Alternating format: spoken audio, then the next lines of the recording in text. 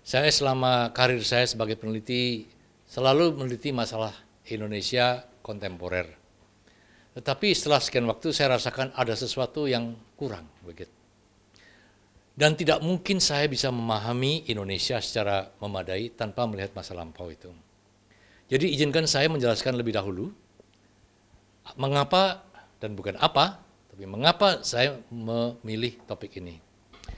Ada dua alasan utama. Saya pertama-tama tunjukkan dulu slide-slide berikut ini. Ini beberapa film Indonesia.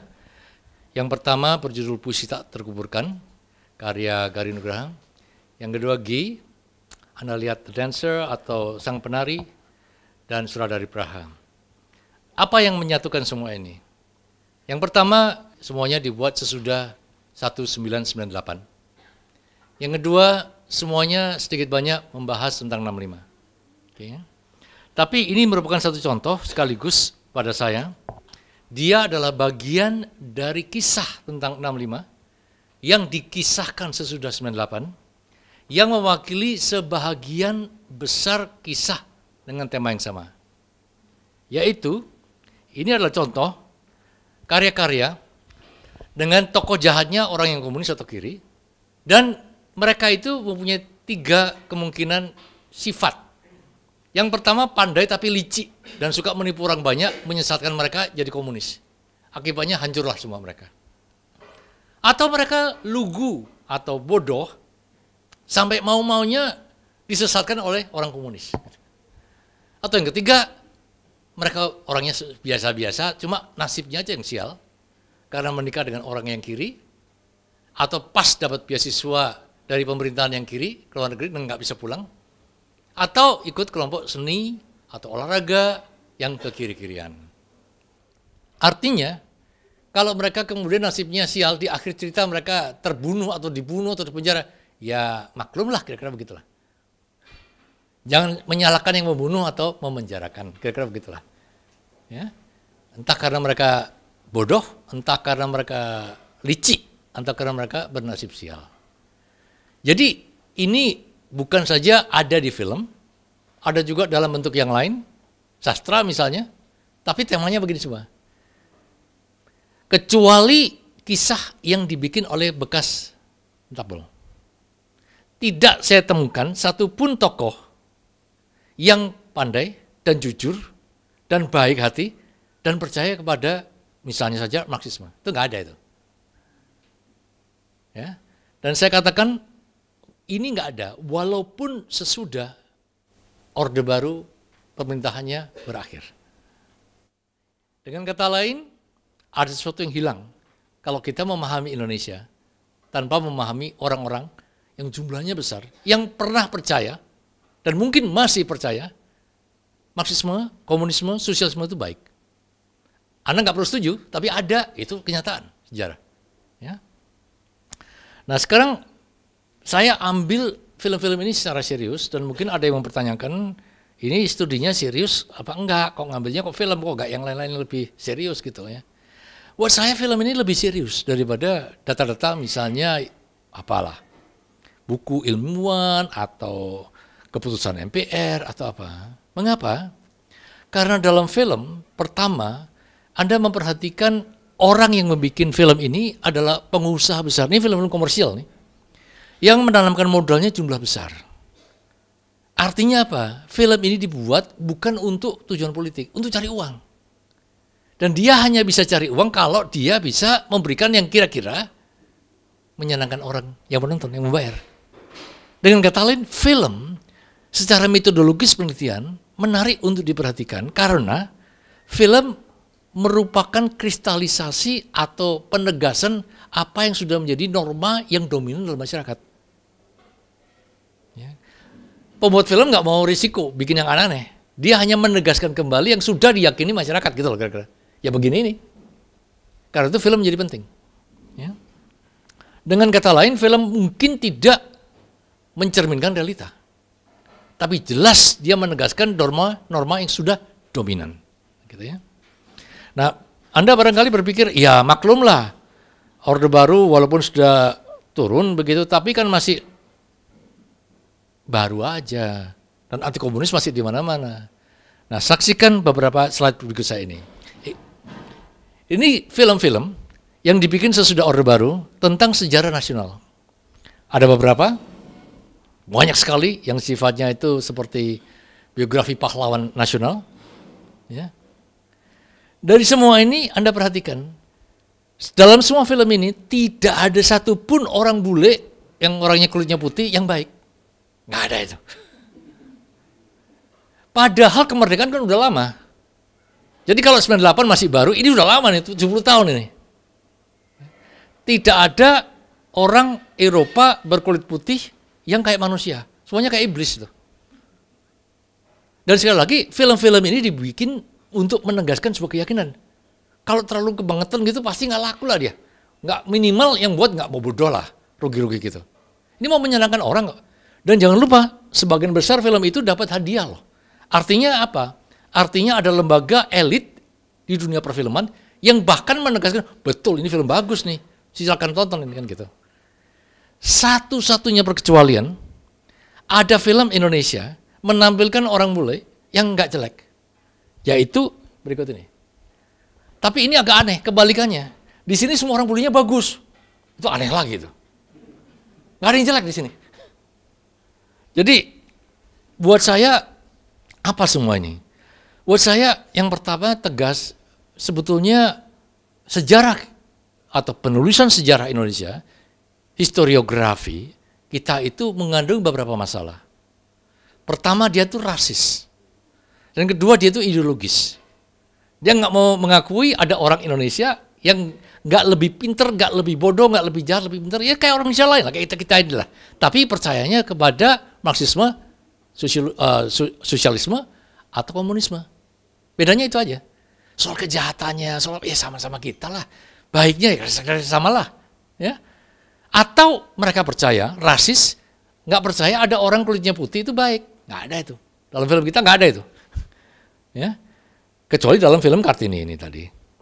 Dan sekaligus yang ketiga, buat saya konservatisme dan rasisme ini ternyata baru belakangan.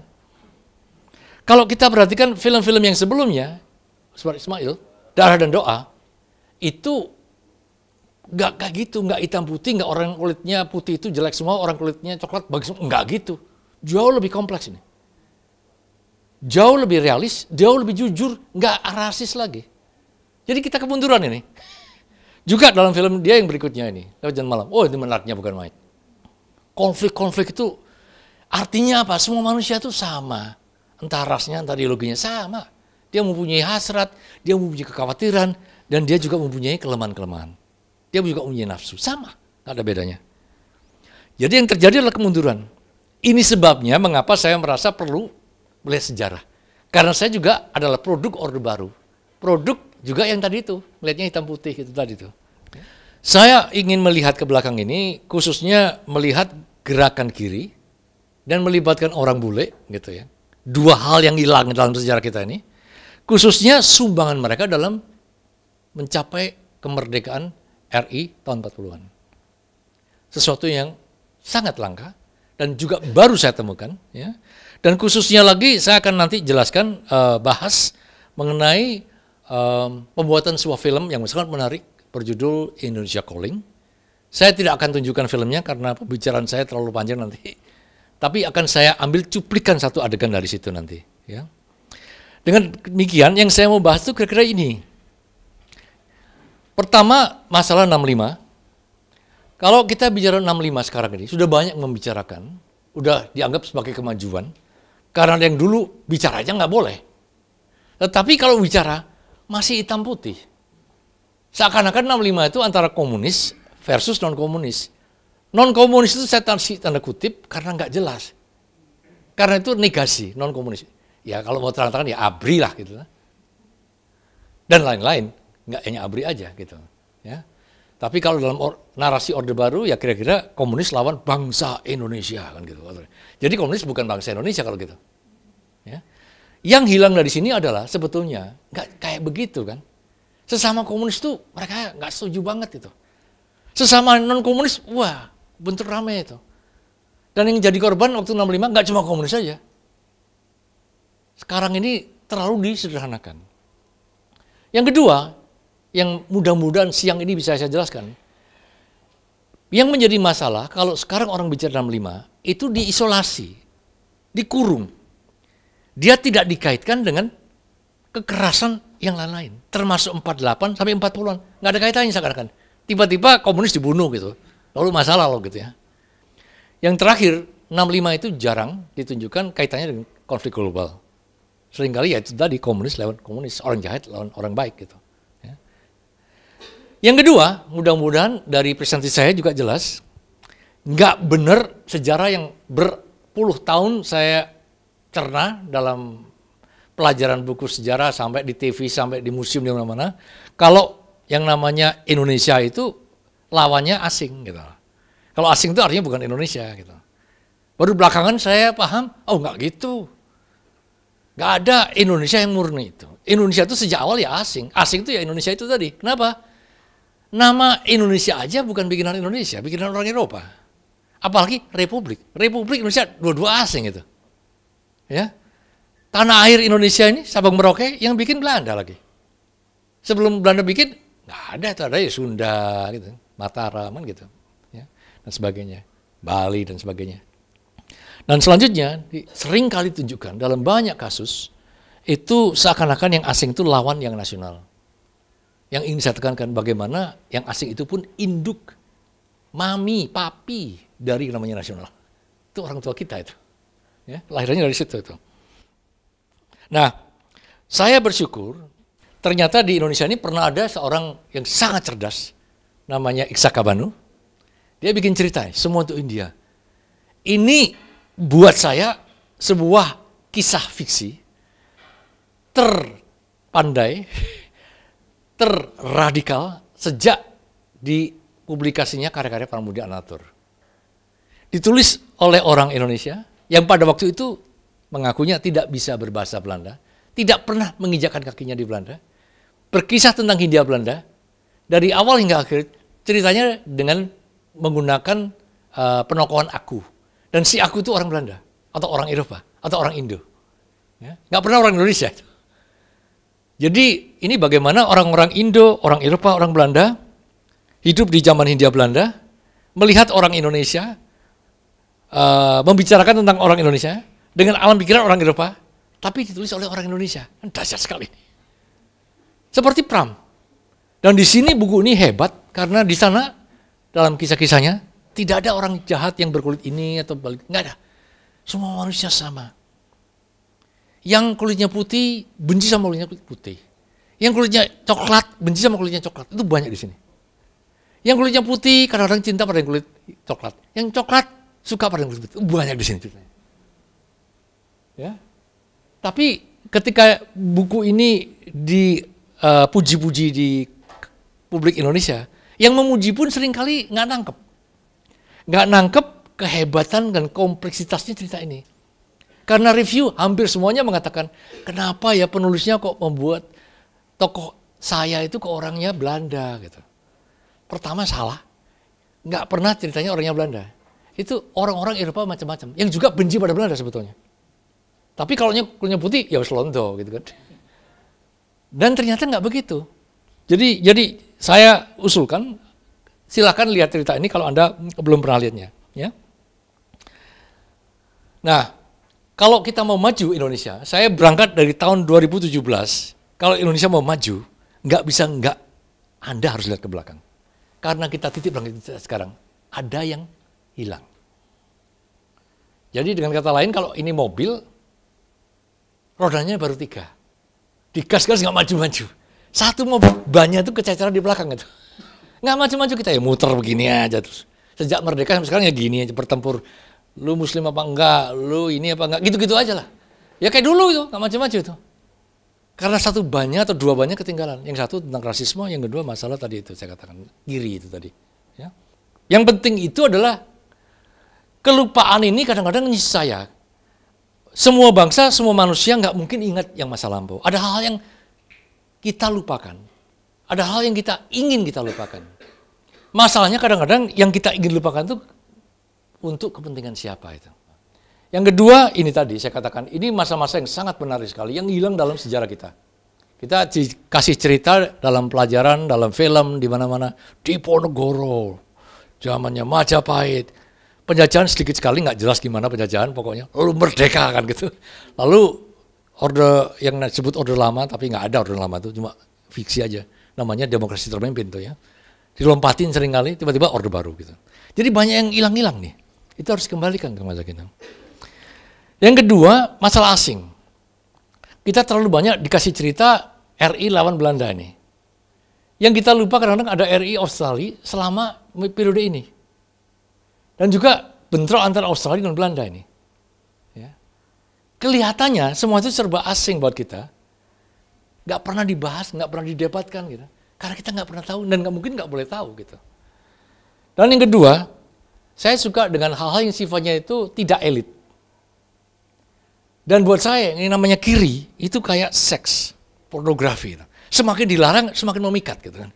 Saya harus keluar Indonesia untuk belajar ini. Ya. Yang terakhir, karena saya juga menjadi tamu dari Departemen Komunikasi, kita bicara banyak sedikit nanti tentang media. Ini banyak yang menarik dari sini.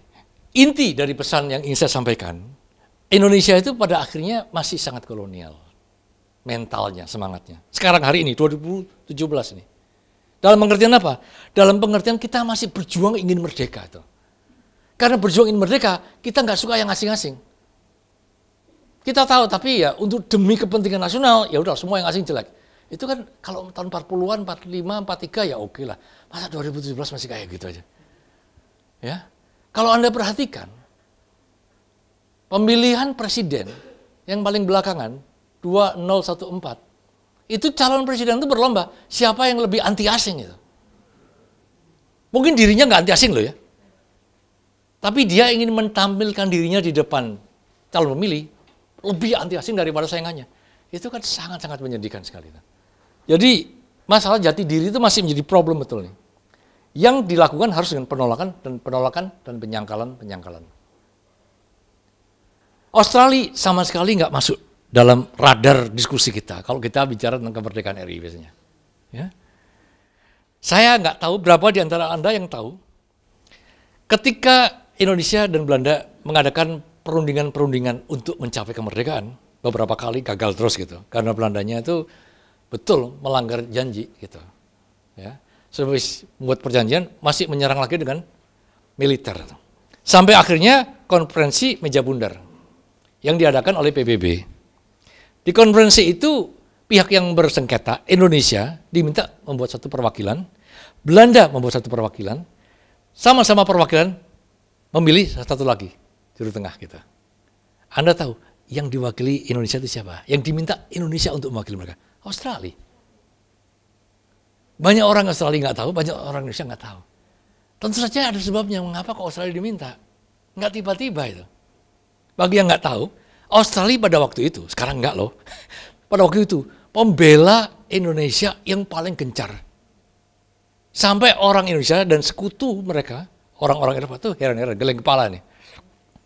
Kok kayak begitu gitu, tingkahnya Australia itu. Pada level buruh itu terjadi pemogokan terbesar. Ya. Mengapa? Ntar ceritanya lebih lanjut, tapi karena ada banyak tawanan politik Indonesia yang kemudian dikirim ke Australia. Yang kebanyakan dari mereka itu beraliran politik kiri. Dari De Gaulle dikirim ke Australia.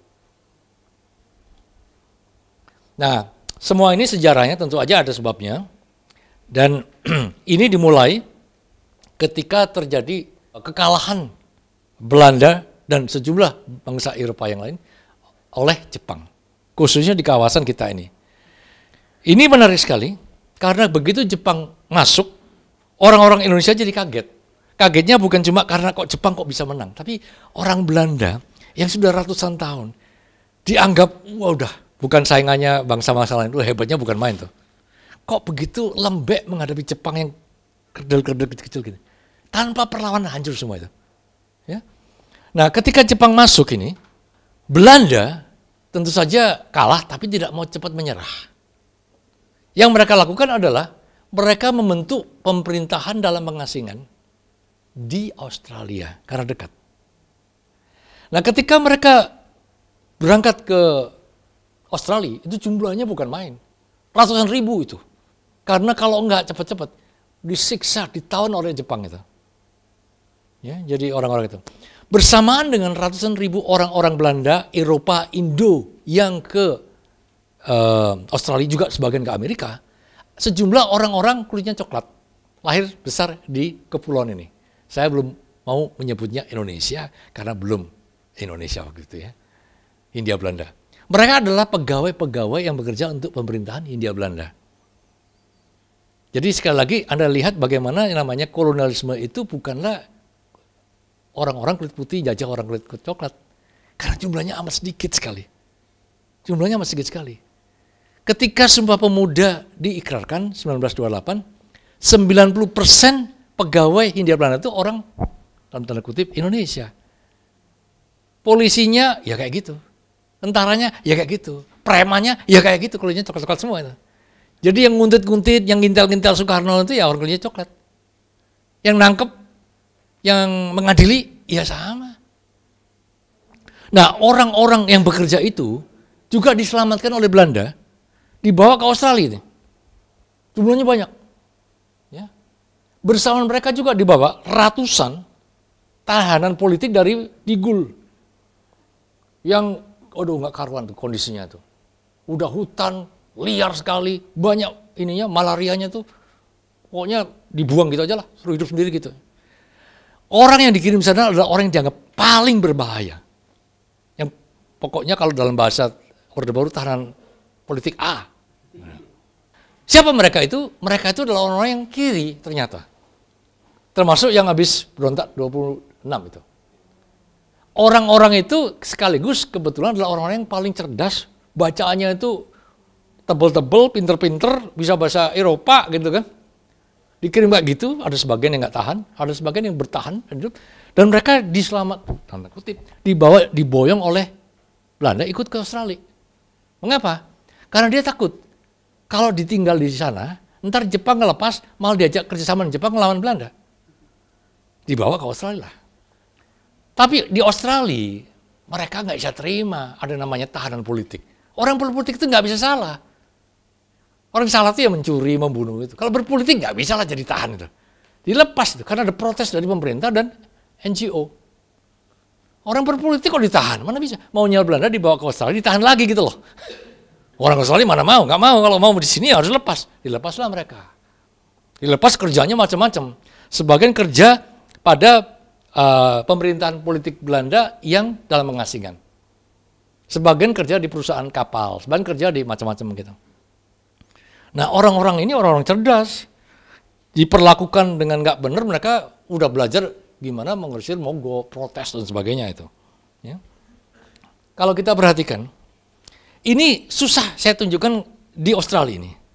Ini ceritanya hari ulang tahun pertama proklamasi kemerdekaan Indonesia di Australia. Yang tampil ini orang-orang Indonesia pakai jas dasi dan dansa cheek to cheek dengan orang kulit putih. Jadi kalau sekarang bayangannya orang Australia, orang Indonesia itu teroris kan gitu ya. Dekil-dekil, miskin lagi. Kan gitu kesombongannya Australia gitu ya. Ini kayak gini nggak terbayang ini. Padahal kalau kita baca beberapa memoir, cewek-cewek Australian ketemu sama ini, waduh jatuh cinta luar biasa. Ini cowok-cowok ini udah selain cakep, muda, pinternya bukan main. Bahasa Eropanya macam-macam, bacaannya, teorinya, waduh. Habis dia tahanan paling berbahaya, ya, zaman Belanda ini. Lihat nih, kawin antara mereka itu luar biasa. Itu. Sangat banyak. Ini mereka juga seniman. Selama di Digul mereka bikin gamelan, dan mereka bisa menari nih. Di zaman itu tuh. Dan ini gamelannya di Digul itu masih disimpan di universitas kami nih, di Monash. Kalau ada berkunjung harus lihat itu. Jadi dibuang, dibikin dari bekas-bekas wajan atau apa itu ya, dibikin itu. Ini pertunjukan ludruk di Melbourne 1939 ya. Maaf, 43 lah. Jadi salah satu pertunjukan paling awal nih, di Australia ini. Jadi mereka itu bukan kayak pencari suaka atau orang bisnis atau apa gitu ya. Tentu saja sementara ini terjadi, mereka mengusik sana, di sini sendiri bergolak. Dari pihak Jepang itu ceritanya mereka mau memerdekakan Indonesia dari Belanda. Ini serius, mereka percaya betul. Ya. Di pihak Belanda, mereka ingin berjuang memerdekakan Hindia Belanda dari Jepang. Jadi yang bisa memerdekakan Indonesia itu orang Jepang atau orang Belanda gitu. Pikiran bahwa orang bisa merdeka itu nggak ada pada mereka. Nggak terpikir, baik oleh orang Indonesia sendiri, kecuali sebagian yang radikal aktivis itu, ya kan? Jangan lupa loh, kelompok-kelompok yang radikal itu jumlahnya kecil banget waktu itu. Ya. Atau ini tadi, ya. Jadi mereka menuntut, ini lihat, merah putih biru, ini berjuang untuk kemerdekaan Indonesia ini. Jadi Belanda waktu itu memang berjuang ingin menyiapkan kemerdekaan Indonesia dalam bentuk federal di bawah kerajaan Belanda dengan sang ratu sebagai pucuk pimpinan. Tapi mereka sedang menyiapkan itu selama Jepang berkuasa itu. Nah, sementara itu di Australia terjadi pemogokan besar-besaran ketika Jepang kalah, ya, tiba-tiba ada dua pemuda ini yang memproklamasikan kemerdekaan RI di Batavia, gitu ya. Jadi Belanda ini sudah menyiapkan kemerdekaan Indonesia, bentuknya macam-macam. Ya, sudah disiapkan. Ratu Belanda, Wilhelmina, itu bikin pidato, disaksikan seluruh dunia itu. Dia sedang menyiapkan sebuah negara Indonesia yang merdeka, di mana ada tempat kedudukan yang sederajat untuk orang Eropa, orang inlanders, untuk orang Cina, orang India, untuk orang Arab. Semua bubar karena ada proklamasi kemerdekaan Indonesia sendiri.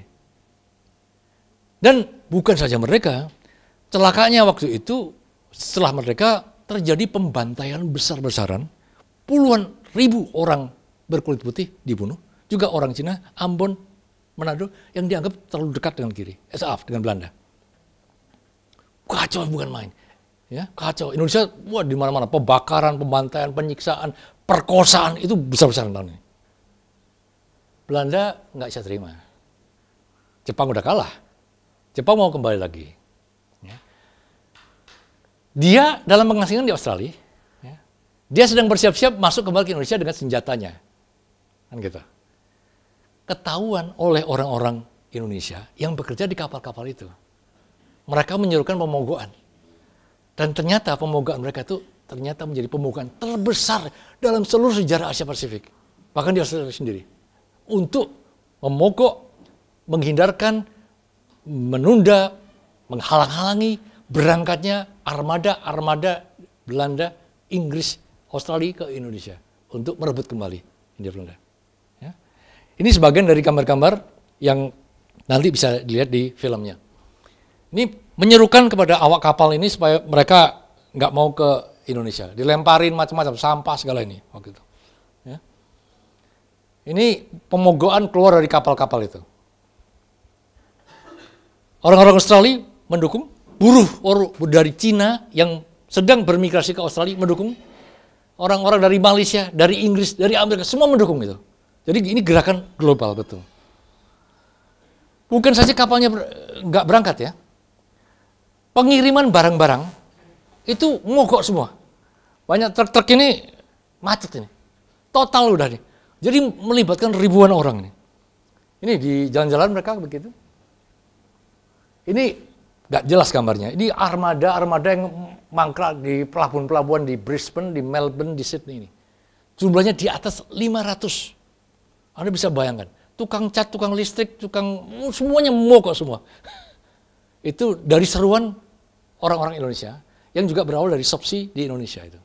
Ya. Nggak pernah ada pemogokan sebesar ini sebetulnya.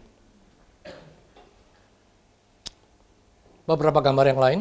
Ini demonstrasi untuk Soekarno di Sydney.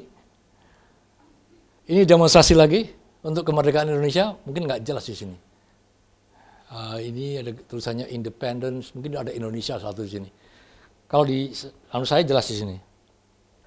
We want independence ini. Ini Anda mungkin bisa baca Indonesian Democracy di sini. Ini orang-orang Indonesia dan orang-orang Australia ini. Ya. Nah, ini ada satu cewek nih.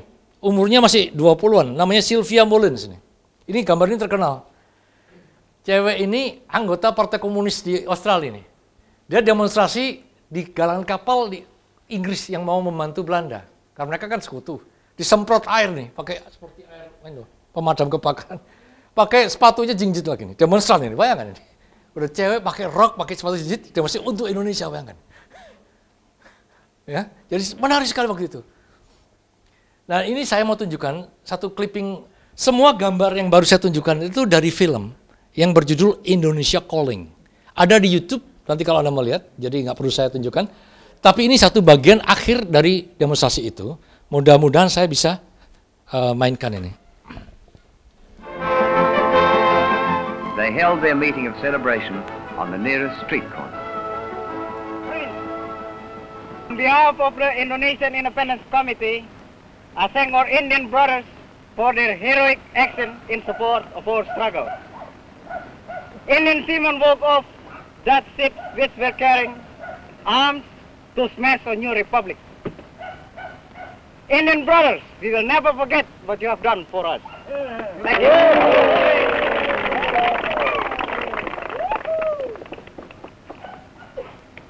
Friends, we were informed that we were to create allied troops and to take route to Borneo. But we found ourselves put on a Dutch ship carrying arms and ammunition to Indonesia, but we refused to sell them. The Dutch threatened us with a gun, but still we refused. And now, we will not sail with a ship. Their struggle is our struggle.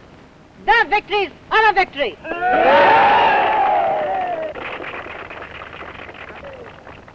There was no need to introduce the General Secretary of the Waterside Workers' Federation, Jim Healy. During this war, the principles of the Atlantic Charter were declared by Britain and America and approved of by Russia. These principles must be applied in the Pacific and to the Indonesian people. These people fought with us during the war against fascism in the Pacific, and we people of the Pacific, the Chinese, the Americans, the Russians, the Australians, the New Zealanders, the Indians, together with the Indonesians, will do everything within our power to destroy the efforts of Dutch imperialism.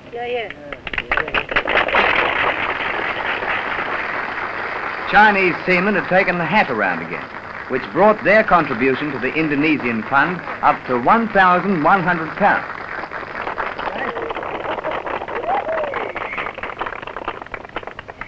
Friends, our national father, Dr. Sun, said that China must support all the oppressed nations to gain their independence. That is why we Chinese are supporting the Indonesian national movement. Manduk Jiao Gai Fu Mandung Manza!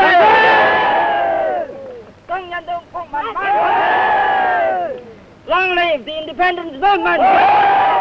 Long live the Indonesian Republic! Jadi ceritanya ini, orang-orang dari Cina ini ke Australia karena Cina diserang oleh Jepang, Jajah Jepang. Jadi kebencian pada Jepang itu kenceng banget. Dan kepada rasa nasionalisme. Tapi rasa nasionalisme pada zaman itu tuh global, internasional. Enggak lu asing, gua lain lagi bangsa gitu loh. Buat mereka nasionalisme itu gerakan global, internasional itu. Seperti ini tadi. Nah yang India itu menarik.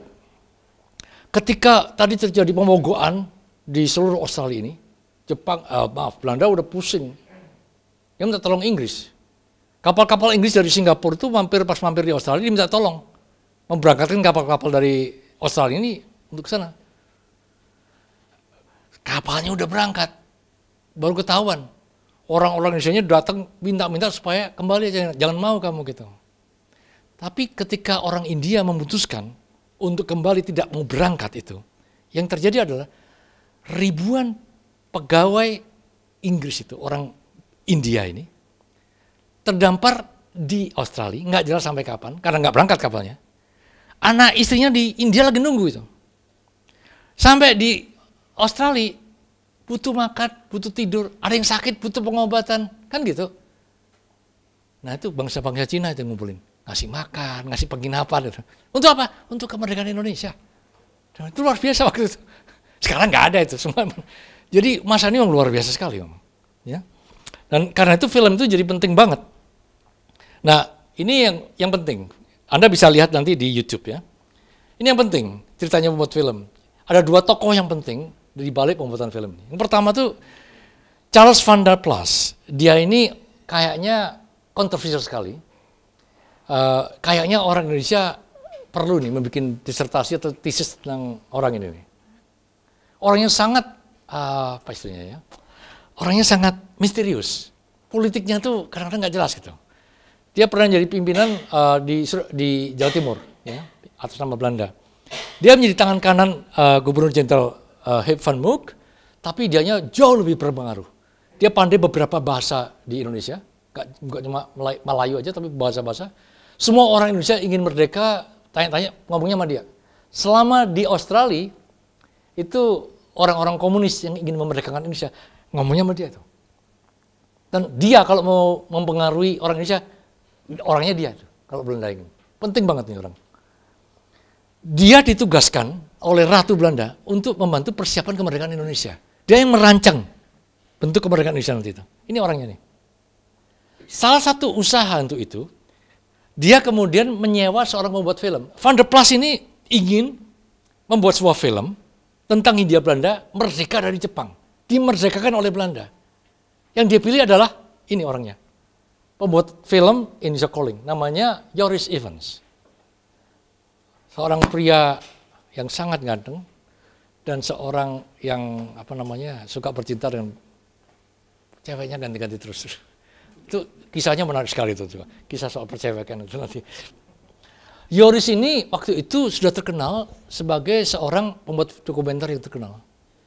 Mungkin nggak ada di dunia ini atau sedikit orang yang seperti dia membuat film di 21 negara. Khususnya di medan perang. Dia ke Kuba, ke Laos, ke Vietnam, ke Spanyol, kemana-mana. Ke Rusia, ke Cina dia.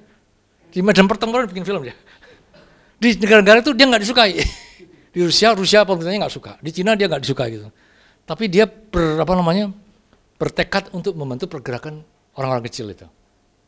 Nah, waktu itu di Hollywood, dia seorang membuat film di Hollywood. Dia dipanggil oleh Van der Plas.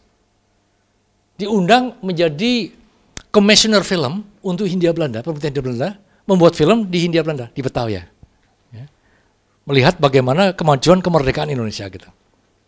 Tahun 44, bulan September ada kontrak gitu. Nah kok dia yang dipilih, kan dia kekiri-kirian. Ceritanya tuh begini, Belanda pada waktu itu ingin, namanya udah rusak gitu ya, ingin dapat semacam kepercayaan dari dunia internasional. Bahwa dia bermaksud memerdekakan Indonesia secara jujur, secara bener-bener lah. Ya. Jadi dipilih orang kiri juga, untuk ini loh buktinya gitu. Orang kiri pun saya masih kerjasama gitu. Si Joris sendiri mau-mau aja, karena apa? Waktu di Hollywood dia lagi frustasi. Kemana-mana dikuntut FBI, dianggap dia tuh spy mata-matanya Rusia. Sejumlah proyeknya dibatalkan karena itu. Lagi susah ya udah ditawari tawaran untuk bikin film ke negara yang namanya Hindia Belanda, dia mungkin nggak pernah tahu, nggak pernah mikir, oke lah, berangkatlah dia. Ya, berangkat dia. Nah ini ada sedikit cerita masalah cewek tadi, dia sebetulnya udah menikah di California itu. Dia berangkat sendirian, rencananya istrinya nyusul.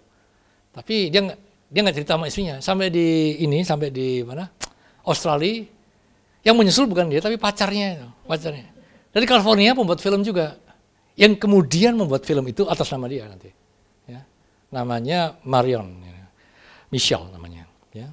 Tapi sebetulnya waktu Marion belum datang, di Australia itu ada cewek juga, kiri, radikal, udah jatuh cinta pada Joris sebelum Joris datang, udah siap-siap dia, saya harus kerjasama dengan dia ini gitu. Jadi udah kerjasama dengan dia, namanya Catherine Duncan. Catherine ini udah senang-senang sama dia, ada cewek yang baru datangnya, namanya Marion ini nanti, wah siapa lagi ini? Orang ketiga. Jadi macam-macam ganti ceweknya itu.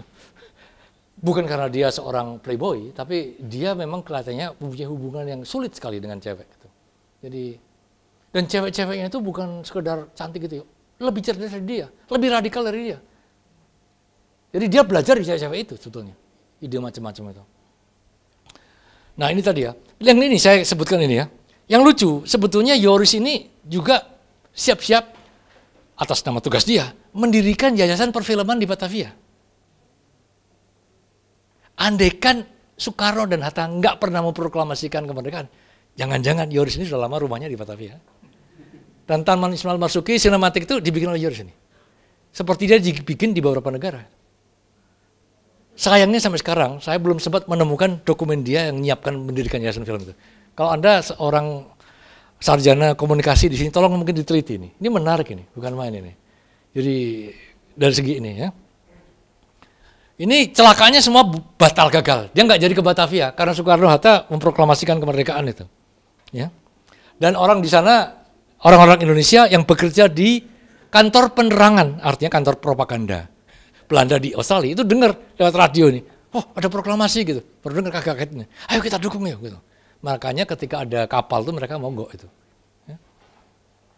Nah, seperti saya katakan, sesudah merdeka terjadi pembantaian. Kalau di Belanda semua tahu, namanya bersiap gitu. Tapi di sini banyak orang yang nggak tahu itu. Ya, banyak yang nggak tahu. 6.500 orang mati. 16.000 hilang, nggak jelas itu kemana. Nah, ada buku berbahasa Indonesia yang menjelaskan tentang itu. Oleh orang yang menamakan dirinya dengan nama samaran Cambuk Berduri, bukunya Indonesia Dalam Api dan Bara. Ini sedikit kutipan dari buku itu. Intinya saya mau katakan, gerilyawan Indonesia sesudah 45 itu atas nama pemerintah Indonesia melancarkan yang namanya bumi hangus. Semua dihancurin lah, semua kalau bisa dibantai, di apalah gitu. Supaya menunjukkan terjadi peperangan terus. Indonesia tidak bisa diem-diem aja diduduki kembali oleh Belanda. Peperangan masih berlangsung, sehingga PBB harus tetap bercuap-cuap. Tapi di balik itu sebetulnya Australia, dan tidak ada negara lain selain Australia, yang paling gencar memprotes ini dan meminta PBB mengadakan perundingan dengan Belanda. Ya. Ini satu monumen di Belanda untuk memperingati para korban bersiap itu. Yang orang Belanda sendiri banyak nggak tahu. Itu yang saya tadi katakan sedikit tentang Joris Sivan, kemudian saya akan tutup pembicaraan saya karena pasti udah melewati waktu ini. Dia diangkat menjadi seorang film komisioner atas nama pemerintah Hindia Belanda. Tapi dia itu lahir di Nijmegen, besar di Nijmegen, ya, dari keluarga yang sangat konservatif. Jadi kalau di sini di Indonesia ada banyak orang yang konservatif agama, di sana pun begitu. Keluarga Kristen, konservatifnya bukan main. Kakeknya Joris Sivan ini kayaknya orang pertama yang buka toko kamera di Belanda. Menjadi ketua asosiasi fotografi pertama di sana, kakeknya Joris. Kemudian setelah meninggal, ayahnya Joris mewarisi tokonya. Dan ayahnya ini otoriternya bukan main. Joris sangat nggak suka. Sejak kecil Joris itu berusaha membela ibunya. Karena dia paling nggak suka tuh. Di meja makan, kalau bapaknya belum ngangkat, nggak boleh ada yang makan. Ibunya harus nunggu dulu. Gitu ya. Jadi dia nggak suka. Dan kata seorang penulis biografi, Joris itu yang mempengaruhi hubungan dia dengan perempuan pada kemudian hari. Gitu ya. Dia menjadi berubah total ketika pada usia 23, dia dikirim bapaknya belajar Business Economics di Berlin. Karena dalam rangka menyiapkan usaha bapaknya. Dia ditunjuk gitu aja, diperintahkan itu. Hatinya memberontak sih sebetulnya. Ya. Nah, yang tidak terduga, sejak dia ke Berlin, berubah total dia. Mengapa? Di Berlin ini terjadi pergolakan luar biasa. Dalam bidang seni, dadaisme, ekspresionisme, di Berlin ini pada tahun-tahun itu, 1920-an itu, terjadi ledakan revolusi seks bebas. Dia pertama kali kenal tuh, namanya pelacur, germo, mabu-mabuan, narkotik, di situ dia. Dan pada saat yang sama, gerakan-gerakan revolusioner, Marxisme campur aduk di situ. Nggak bisa dibayangin ya, Marxis sama candu, sama cewek, sama pelacur ya. Gabung di Berlin, rame, perlombakan kesenian macam. Wah, total dia. Sering kali kalau malam pulang mabuk, pulang jam 3 malam, udah gak karuan. Kalau tahun bapaknya pasti udah dianggap anak hilang itu udah. Tapi dia di situ belajar tentang macam-macam. Sejak itulah dia menyatakan diri sebagai bagian dari gerakan kiri dan bikin film. Tapi dia nggak pernah ikut masuk Partai Komunis. Dan dia selalu dibenci oleh banyak pemerintahan komunis, itu lucunya. Dia bersimpati tapi dia nggak ditolak kemana-mana. Ya. Australia, nah ini lagi apa hubungannya nih? Ketika dia dikirim ke Australia, orang-orang di Australia dia ditempatkan di kantor namanya kantor informasi sebetulnya kontra propaganda sebetulnya, Belanda. Untuk menyerang Jepang gitu ya. Orang-orang di sana nggak suka semua pada Joris tuh. Dia digesek-gesek terus tuh. Ya. Tapi dia ketemu banyak orang-orang kiri. Khususnya lewat ini tadi, Catherine Duncan. Catherine Duncan ini seorang bintang radio ABC. Dapat hadiah macam-macam. Tapi sekaligus aktivis kiri yang luar biasa dia. Sejumlah karyanya, karya teaternya, dia seorang aktris, dia seorang sutradara teater di Bredel di Australia ini. Ya. Dan kemudian lewat Catherine ini dia juga dikenalkan dengan sejumlah orang Australia yang dibuang tadi itu. Dan sebagian dari orang Australia ini, orang Indonesia yang di Australia ini, kemudian dididik dia, dilatih dia membuat film. Jadi kalau Anda studi komunikasi, film, mempelajari ini menarik ini, topik ini. Membuat film Indonesia Calling itu nggak sengaja. Maunya dia, tugas dia itu membuat film di Batavia tentang betapa baiknya pemerintah Hindia Belanda memerdekakan Indonesia. Tetapi gara-gara Soekarno proklamasi terjadi pembunuhan, kacaunya di Jawa ini, dia nggak jadi pergi dan nggak diajak pergi. Kapal dari Australia, kapal Belanda, pejabat-pejabatnya ke Batavia, dia nggak diajak, ditinggal aja. Nah, dia udah makin frustasi kan. Udah nggak diterima di sana oleh orang sana, cuma Van der Plas aja yang suka dia kan. Udah gitu ditinggal lagi. Nggak sengaja suatu hari di jendela apartemen, dia lihat kok ada rame-rame, itu apa itu? Ternyata ada pemonggoan itu. Dia pengen tahu, pemonggoan apa nih? Tahulah dia, pemonggoan buruh-buruh di Australia terhadap armada Belanda yang sedang bersiap-siap menyerbu Indonesia untuk berebut kembali Indonesia. Dia orang Belanda. Dia langsung berpikir, saya dukung itu, buruh-buruh itu. Saya tolak pemerintah saya gitu kan. Tapi dia di Australia sebagai pegawai pemerintah Hindia Belanda, tugasnya membuat film yang berpihak kepada Belanda. Kan gitu kan, susah nih. Kalau dia bikin film, langsung ditangkap, masuk penjara dia. Nah karena itu yang bikin film pacarnya, yang namanya Marion Mitchell. Jadi dibikin film tuh, Marion Mitchell nih. Dia pura-pura nggak ikut-ikut bikin. Jadi ketika filmnya itu premier di Sydney, film ini seperti The Act of Killing, anonymous, nggak jelas siapa yang bikin ini. Dia nggak boleh itu. Setelah hampir filmnya semua diambil syutingnya, baru dia bikin konferensi pers. Dia menyatakan, saya mengundurkan diri dari tugas dan jabatan saya sebagai Film Commissioner of the East Indies. Dan saya menyatakan dukungan sepenuhnya kepada Republik Indonesia. Itu George Evans. Langsung visa cabut, segala macam, dia dinyatakan pengkhianat. Dia udah pengkhianat, Ratu Belanda, dia juga dianggap sebagai melanggar kontrak kerja yang sudah ditandatangani. Kemudian ada sejumlah kayak KPK-nya gitu yang meneliti apakah dia menggunakan fasilitas kantor Hindia Belanda untuk bikin film itu. Kalau iya, dia bisa dilanggar. Ternyata enggak, satupun enggak. Film itu dibikin dengan susah payah itu. Dengan sukarela dan di bawah tanah. Film itu dibikin dengan bahan mentahnya yang udah rusak-rusak, habis sumbangan dari serdadu Australia di Borneo yang melawan Jepang. Sehabis Jepang kalah, diperintahkan untuk berperang melawan gerilyawan Indonesia, nggak mau. Dia pulang ke Australia. Film-filmnya ada masih diberikan pada ini. Atas pendekatan pemerintah Belanda, Kodak menyatakan tidak akan menjual satupun film pada kelompok mereka ini. Boykot. Buruh-buruh yang tadi Anda lihat, itu bukan saja dia bermain dalam film itu, nggak dibayar, malah membayar, nyumbang untuk ongkos-ongkos itu. Oh, itu bukan main itu. Nah cerita kayak gini nggak ada lagi nih. Bukan nggak ada di Australia, nggak ada di dunia nih kayak gini kan. Itu yang saya tadi bilang hilang itu loh. Baik yang kiri maupun yang asing.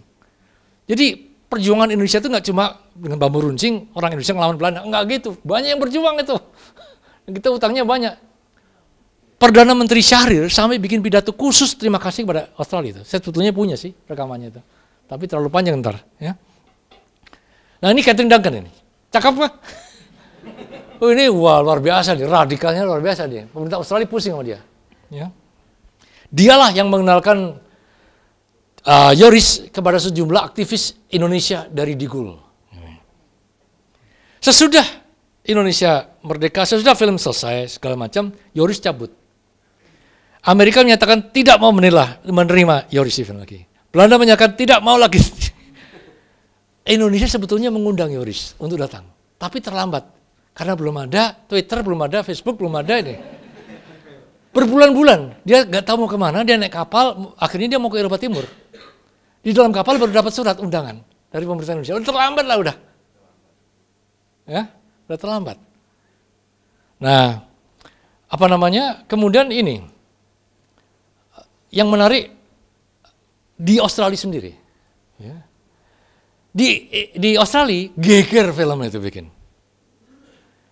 Dinyatakan film itu dilarang beredar keluar Australia karena orang Australia, pemerintah Australia takut menyakiti hati sekutu-sekutu dia di luar Australia.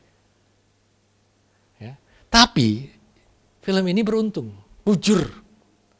Itu nggak bisa diminta, nggak bisa ditolak. Ya.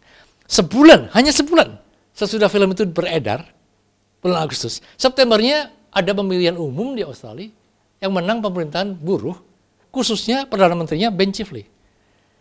Ini orang yang tadi bikin Australia itu nggak pernah ada ceritanya seradikal itu membela bangsa kulitnya coklat.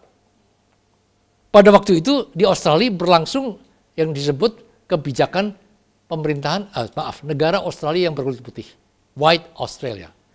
Dia menolak orang yang kulitnya coklat. Tapi ada ini Perdana Menteri mengkhianati sekutunya yang kulitnya putih, Belanda, Inggris, Amerika, mendukung kulitnya coklat. Luar biasa ini. Ya. Sampai-sampai ketika ramai setiap hari diserang. Pemerintahan Ben Chifley itu diserang oleh pemerintah oposisi, yaitu pemerintahan Partai Liberal, dan diserang Belanda. Semuanya mengatakan deklarasi proklamasi RI itu adalah kolaborasi Jepang dan komunis itu kan kacau nih. Udah kolaborasi Jepang komunis lagi. Udah fasis komunis lagi gitu. Kayak sekarang kan, udah Yahudi kamu kafir lagi apalagi campur aduk lah. Ini di Australia begitu tuh. Soekarno Hatta itu dianggap pemberontak komunis gitu. Dan ini film ini mendukung komunis itu. Nah, Ben Chifley mengatakan enggak. Ini sama-sama Ben Chifley itu Perdana Menteri Australia, mungkin satu-satunya yang bikin pertunjukan khusus di kabinet dia nonton film ini, Asia Calling. Untuk membuktikan mana ada kirinya. Bahkan ada loh, satu tuduhan dari Partai Liberal, itu di film itu ada palu aritnya itu katanya. Ternyata bukan cuma di Indonesia aja gitu. Sama itu, ramai itu. Nah, untungnya lagi Indonesia, untungnya Indonesia Calling, itu pemerintah Belanda itu bodoh. Bodohnya tuh gini, ketika Inggris dan Amerika ingin membuat yang namanya Piagam Atlantik, yaitu kemerdekaan atau self-determination untuk semua bangsa-bangsa di dunia. Belanda itu menggunakan militer nyerang 47, 49. Wah, semua dunia bencinya bukan main pada Belanda. Untung kan jadi Indonesia. Temannya banyak. Jadi bukan cuma Australia lagi, Amerika, Inggris semua itu mendukung Australia untuk memusuhi Belanda. Habislah Belanda lah. Itu untungnya itu. Agresi militer nih. Jadi sejak 49 arus balik. Arus balik ironis sekali. Di satu pihak setelah 49 Indonesia didukung semua dunia PBB itu merdeka. Di pihak lain Ben Chifley kalah pemilu. Yang menang di Australia itu Perdana Menteri Menzies. Menzies politiknya kebalikannya. Artinya apa?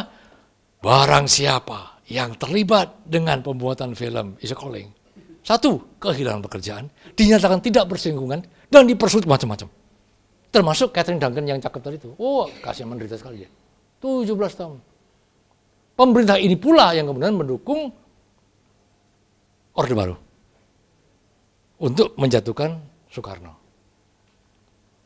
Di Belanda ini menarik lagi nih. Ini karikatur ya. Karikaturnya ini Soekarno ingin memerdekakan Indonesia, tapi dengan cara merusak, menebang ini. Jadi kan ikut tertebang, habis semua gitu lah kira-kira. Ya, ini juga ada karikatur menarik ini. Dianggap Australia terlalu dekat dengan Soekarno. Soekarno kayak macan tuh. Hati-hati kau pelihara macan kan gitu ya. Terjadi 65. Menurut sebagian peneliti, saya belum temukan bukti, dan saya ketika tanya mereka juga kesulitan menunjukkan bukti. Sebagian dari buruh-buruh dari Digul ke Australia tampil di film yang Anda saksikan, ya, pidato tadi, pulang ke Indonesia sesudah Indonesia Merdeka 49 atau sebelumnya, setelah Jepang kalah, itu ikut terbunuh atau tersiksa 48. Sebagian ditangkap dan dibunuh 65. Habis ceritanya udah. Dan Perdana Menteri Mensi Australia mendukung semua itu. Itu problemnya. Ya. Jadi terjadi arus balik ini. Nah, kemudian ini sedikit penutup tentang film itu. Joris Ivens meninggal pada usia hampir 90 tahun. Bahkan ada yang mengatakan pada usia begitu pun ya, kalau udah kumpul sama cewek-cewek muda tuh, aduh dia semangatnya bukan main gitu. Ada yang bilang begitu. Mungkin memang seniman tuh kayak gitu ya, saya nggak tahu. Tapi 6 bulan sebelum dia meninggal, terjadi rekonsiliasi dengan pemerintah Belanda. Pemerintah Belanda menyatakan bersalah telah mengkucilkan Joris Ivens.